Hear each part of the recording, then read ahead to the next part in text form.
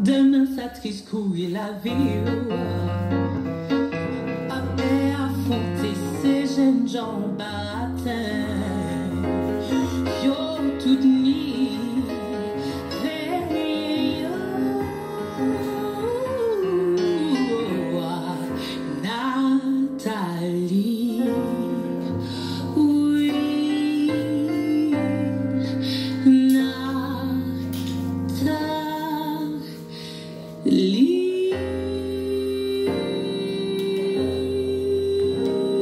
J'espère que vous avez apprécié cette balade jazz que nous offre Tricia Heavy avec Nathalie.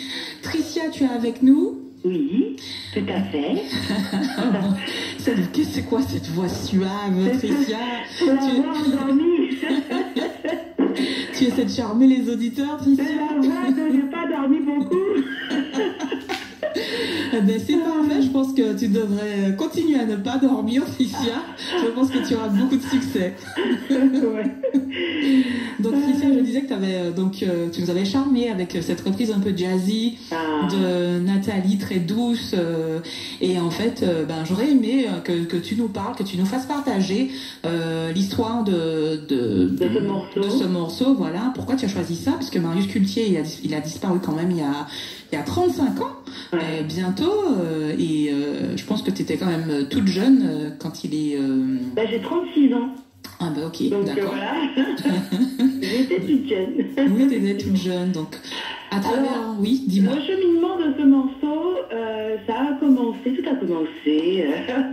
En fait, quand j'ai fait un hommage à Edith Lefel, au Baiser Salé. C'est un club de jazz à Paris où je joue régulièrement et je fais souvent des hommages.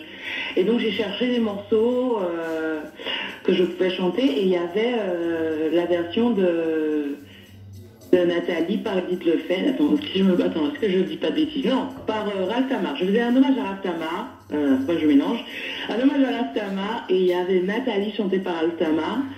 Donc j'ai d'abord commencé à le chanter dans la version normale, que tout le monde connaît. D'accord. Et puis au fur et à mesure, je le jouais souvent avec David Facker. Et puis un jour, il me dit tiens, j'ai fait un arrangement particulier sur Nathalie, est-ce que ça peut tirer de le chanter? Et donc il m'a montré, en fait il l'a remixé, en fait il a fait un arrangement en mazurka en fait. D'accord, ok. En mazurka. Donc oui, il y a les accords jazz, tout ça, mais la base même, c'est la mazurka, quoi. Donc...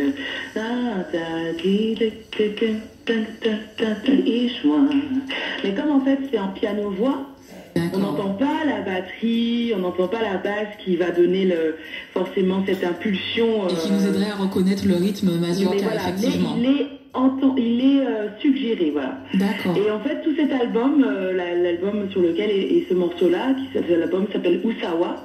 Sur tout l'album, en fait, il y a beaucoup de morceaux qui sont en piano-voix, où donc je suggère la begin avec ma voix et avec le piano. Voilà, donc c'est vraiment un travail de subtilité.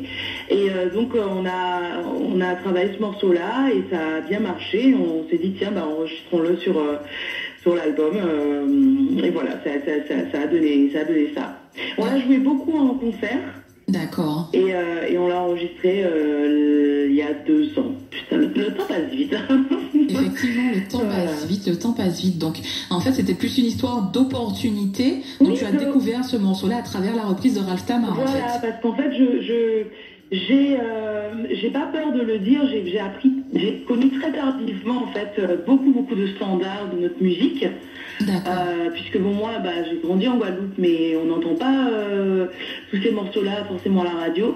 Donc j'ai connu surtout, je connaissais beaucoup de zouk, mais je connaissais surtout la musique d'ailleurs, quoi. Je chantais tout ça. Et puis c'est arrivé à Paris que j'ai découvert, alors je connaissais la begin, mais j'ai découvert un peu une partie de la begin que je connaissais pas, la begin jazz.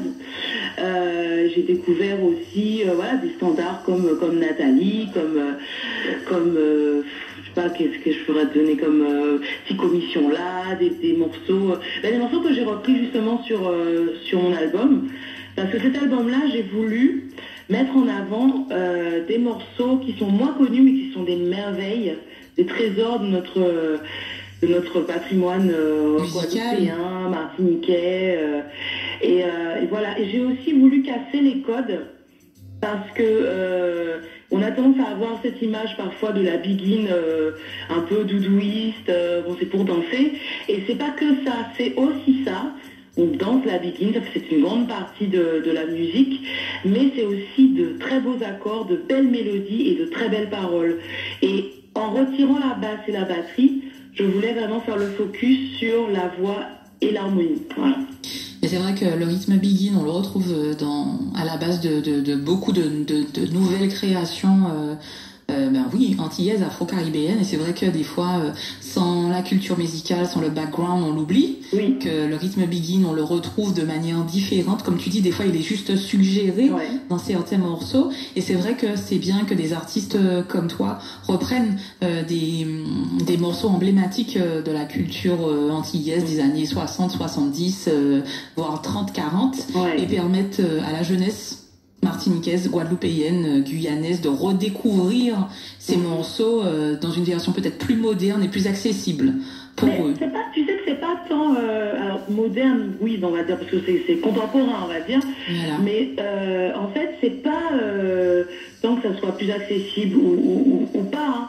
C'est juste le côté où les gens peuvent l'entendre, parce qu'en fait et ce que tu fais là aujourd'hui, c'est hyper important, parce que tu permets à certaines personnes peut-être qui ne connaissaient pas cette chanson là de l'entendre, mais en fait les médias, la radio a un rôle énorme à jouer, parce que la radio, ça te permet d'avoir accès à un certain nombre de chansons que tu n'auras pas forcément accès à ces chansons-là chez toi, à part si tu as des parents mélomanes et qui écoutent beaucoup de musique.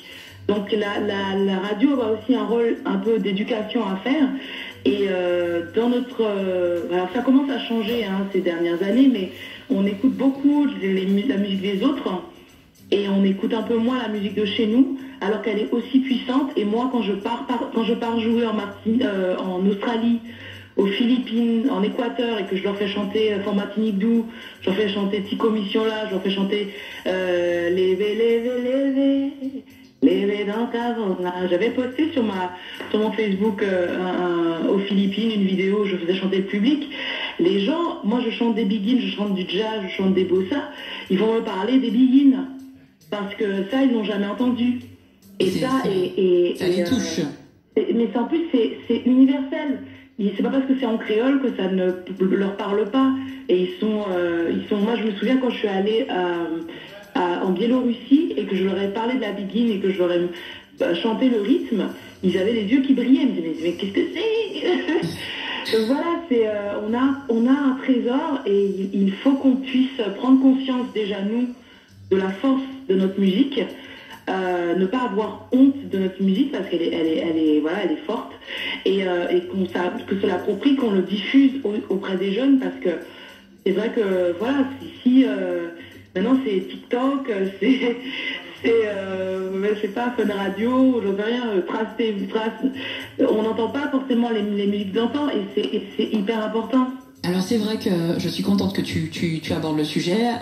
Cette rubrique-là à Martinique, la première dans l'émission Mes Amis, elle est vraiment faite pour faire découvrir des choses qui sont peut-être passées un petit peu inaperçues, en tout cas qui n'ont pas été mises assez en lumière. Je suis contente que tu l'évoques en tout cas. Oui. Je remercie Tricia de porter à l'international nos couleurs locales. Et dis-moi juste avant de conclure cette interview, est-ce que tu as une actualité en ce moment? Est-ce que tu as des petites choses qui sont à venir, ou des grandes choses? Mon actualité, c'est que je vais prendre mes vacances et je viens dans ton pays. J'arrive demain en Martinique. J'ai besoin de me reposer. Et de dormir, Tricia. Et tu vas nous appeler avec ta vraie voix, s'il te plaît. T'as dit quoi? Tu vas dormir et tu vas nous appeler avec ta vraie voix. Voilà, avec la voix un peu plus reposée. Et en fait, je vais prendre quelques jours de vacances. Je reviens en Guadeloupe le 6 août. Je vais en profiter pendant que je suis en Martinique pour faire une masterclass avec Orlan. On va faire une masterclass en duo. On va organiser ça lundi, et je mettrai sur mon Facebook les infos. Donc il y aura les infos sur le Facebook d'Orlan et sur le mien. Ton Facebook c'est Tricia Evie. Tricia Evie, voilà. Ok, super. Et puis sinon Orlan Zouk. Mais on va organiser ça, je pense, pour la fin de la semaine prochaine ou le week-end. Enfin voilà, on va voir. Je sais pas encore quand, mais que les gens restent à l'écoute et ils verront. Parce que moi je suis fan d'Orlan depuis toute petite. Et il s'avère que elle est fan de moi aussi, dans le truc improbable. Bref, le truc un peu fou. Et donc voilà, j'aimerais faire une masterclass avec elle on va transmettre notre savoir à ceux qui voudront participer et on va collaborer. Et sinon, après, moi, quand je repars en Guadeloupe, je vais jouer toutes les semaines dans mon club. J'ai créé un club en Guadeloupe, un club de jazz, qui est en fait un club éphémère, puisqu'il n'existe que quand je suis là. Et là, je vais faire 3 dates par semaine, jeudi, vendredi, samedi, si je dis pas de bêtises.